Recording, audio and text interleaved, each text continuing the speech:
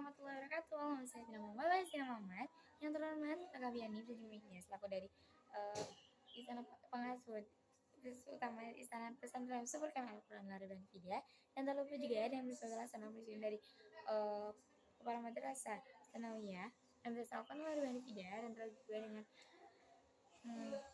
guru-guru yang saya hormati dan keluarga yang saya sayangi. Alhamdulillah, kali ini saya Zerna Zara dari kelas 7 MTS Al-Quran dan Fida akan mempresentasikan tentang sel, yaitu pelajaran IPA.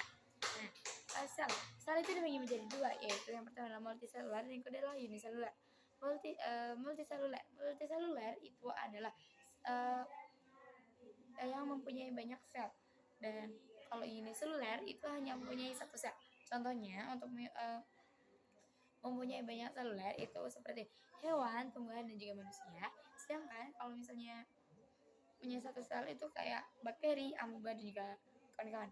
Kalau misalnya untuk virus, kemudian kayaknya masih termasuk ya. Nah, terus yang kedua itu ada atau tidaknya membran sel. Jadi untuk ada atau tidaknya membran sel itu juga dibagi menjadi dua. Yang pertama itu prokaryotik dan yang kedua eukaryotik. Nah, prokaryotik ini adalah sel yang tidak mempunyai membran inti, sedangkan kalau eukaryotik ini adalah sel yang mempunyai membran inti.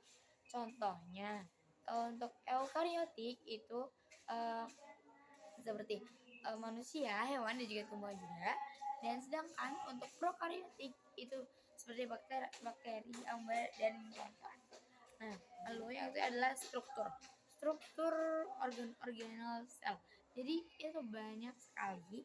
Dan contohnya yang pertama itu ada membran sel.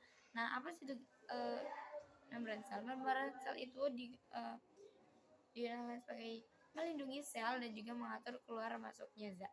Dan yang kedua itu ada mitokondria. Mitokondria itu adalah untuk dapat memproduksi energi, dan yang ketiga dapat sitoplasma. Sitoplasma itu adalah tempat organ sel. Lalu ada vakuola. Jadi tugas vakuola itu adalah untuk menyimpan zat dan juga menyimpan zat hasil metabolisme. Dan juga ada retikulum endoplasma. Retikulum endoplasma itu dibagi menjadi dua, yaitu retikulum endoplasma halus dan juga retikulum endoplasma kasar. Retikulum endoplasma halus itu memproduksi dan juga menyalurkan lemak, sedangkan retikulum endoplasma kasar itu memproduksi dan juga menyalurkan protein dan mempunyai ribosom. Lalu